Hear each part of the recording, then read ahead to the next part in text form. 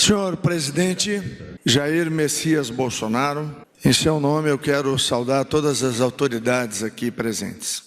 E quero lembrar, presidente, de um homem fundamental para a humanidade, que foi Winston Churchill. O socialismo é a filosofia do fracasso, a crença na ignorância, a pregação da inveja. Seu defeito inerente é a distribuição igualitária da miséria, como nós vimos no episódio venezuelano. Aqui me permito, com humildade, incluir mais um detalhe.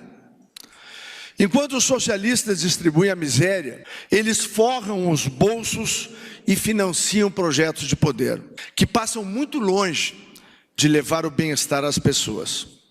Muito se fala, presidente, na crise humanitária da Venezuela, mas poucos têm a coragem de dizer a verdade nua e crua. O que existe na Venezuela e causa dor aos nossos irmãos venezuelanos é o socialismo.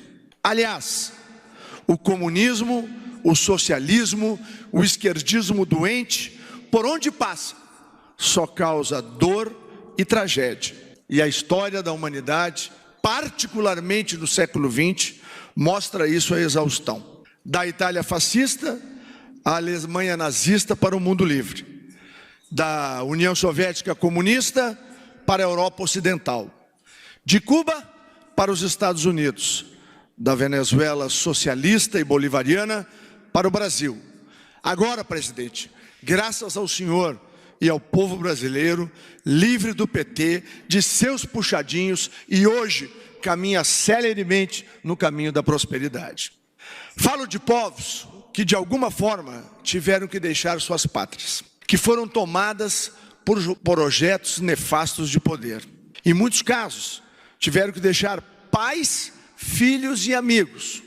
E uma das primeiras medidas, presidente, tomada pelo ministro Mandetta e pelo nosso presidente, foi acabar com aquela escravatura médico, entre aspas, cubana, que lamentavelmente o Brasil pagou e alguns organismos internacionais fecharam seus olhos quando as pessoas eram obrigadas a deixar seus filhos e filhas lá em Cuba e aqui recebiam apenas uma pequena parte do seu salário.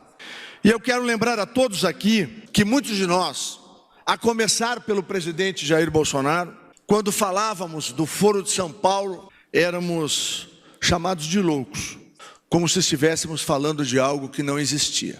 Não só existia, como existiu e no caso venezuelano provocou toda essa tragédia.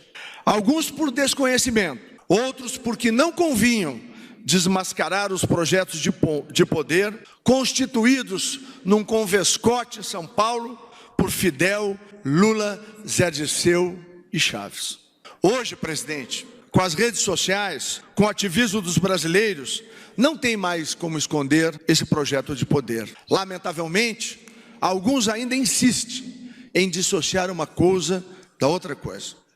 Ou é por ideologia, ou por interesses que usam essas narrativas para maquiar a realidade e, lamentavelmente, como vimos, desgraçar as vidas das pessoas. Como um defensor da liberdade e da verdade, como caminho para a transformação, quero aproveitar para agradecer publicamente, presidente, o seu discurso na ONU. Como brasileiro, como pai de família, eu senti muito orgulho de ver o nosso presidente na ONU, de cabeça erguida, falar em liberdade, democracia, soberania e, acima de tudo, defender esse novo Brasil que junto nós construímos. Quem não gostou, presidente, foram os de sempre.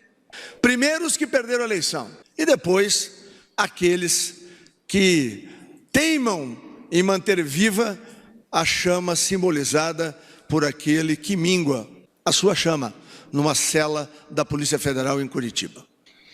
Agradeço também a parceria do Acnur, da OIM e do Fundo de População da ONU, senhor diretor, pelo trabalho de parceria no nosso país. Nesse momento, e peço licença, presidente, peço licença, general Fernando, Porque, General Pazuello, o senhor foi vítima há alguns dias de uma agressão indevida. O senhor, que junto com as Forças Armadas Brasileiras lideram um movimento extraordinário que é o Projeto Acolhida, o senhor prestou um trabalho heróico, de extremo sacrifício, para acolher pessoas, para resgatar famílias e para honrar a tradição brasileira de bem acolher e de solidariedade. Talvez o gesto mais forte que eu possa fazer como civil seja pedir licença ao meu presidente e bater continência ao senhor.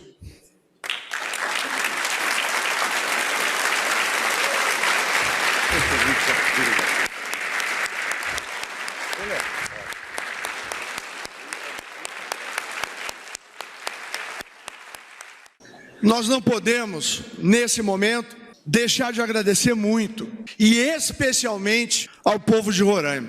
Não deve ser fácil, General Pazuello, de um dia para outro, ver as ruas de Pacaraima, de Boa Vista, receber milhares e milhares de pessoas.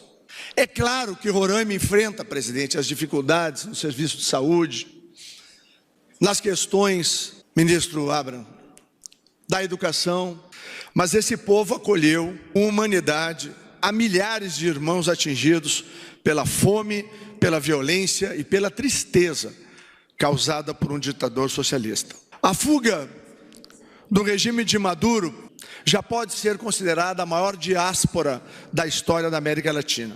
A Operação Acolhida, que é um modelo de operação de acolhimento de refugiados no mundo, já atendeu a quase meio milhão